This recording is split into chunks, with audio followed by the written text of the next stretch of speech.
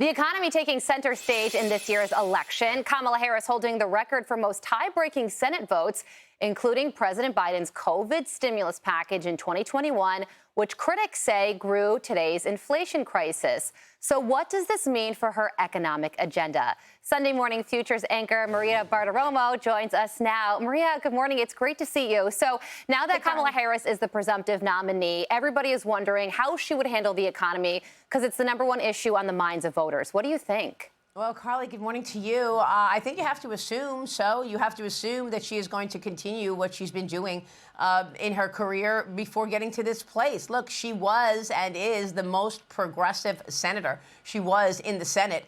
We all know that. You're talking about her being the tie-breaking vote in the Biden administration 33 times. Most importantly, as you mentioned, she kicked off what became massive inflation, costing everybody so much money on everything at the grocery store. Now, some of the spending that Biden has done in his term, which she was by his side, was, of course, the Inflation Reduction Act, where she was the deciding vote, the Fiscal Responsibility Act, the forgiveness of student debt, the CHIPS Act, the green energy tax credits. You've got all of these policies from the Biden-Harris administration. So it's going to be hard for her to walk away from these policies. But that's exactly what we're seeing happen right now. There's this complete rewrite of history underway.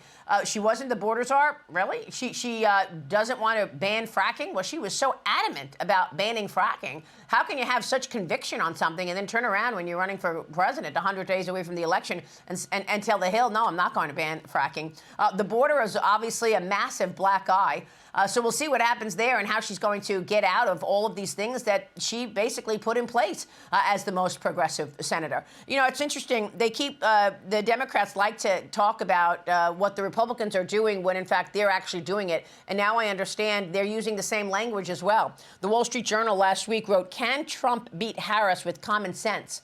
Which, of course, common sense, not to kill off America's energy independence. And yet they're using that term as well on the Democrat side to donors. We just want common sense. So we'll see how this next 100 days plays out. Yeah. We're talking about it this morning. Well, Maria, she supports single-payer health care, which means that she wants to outlaw all private insurance. She also supports some form of a universal basic income. She also co-sponsored legislation with Bernie Sanders that would pay tuition for four-year public colleges for students from families making up to $125,000.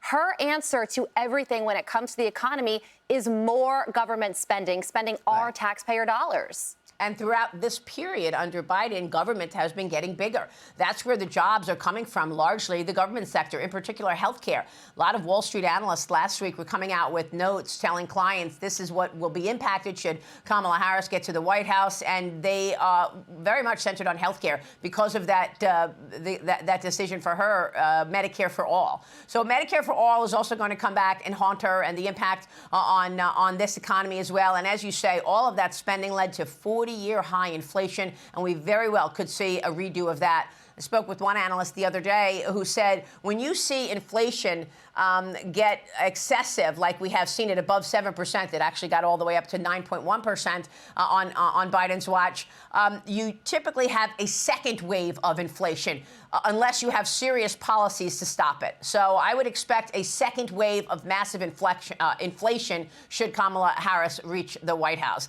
And that's what we're talking about this morning.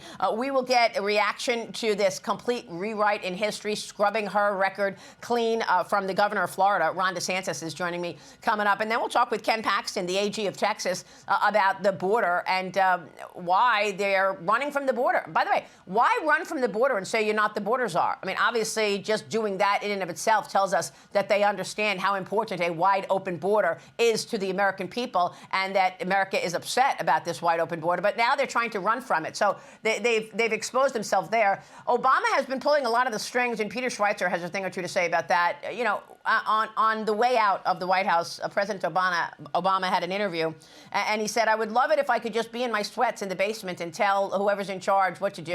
And I'm wondering if he's going to continue holding the strings and pulling the strings. We'll also talk with Byron Donalds about that and Senator Joni Ernst with the latest out of Israel this morning. It's a big show ahead, and you're covering every angle of this newly developed election political landscape. Maria, thank you so much. Watch Sunday Morning Futures coming up at 10 a.m. Eastern Time. Maria, have a great day. I'm Steve Doocy. I'm Brian Kilmeade. And I'm Ainsley Earhart. And click here to subscribe to the Fox News YouTube page to catch our hottest interviews and most compelling analysis.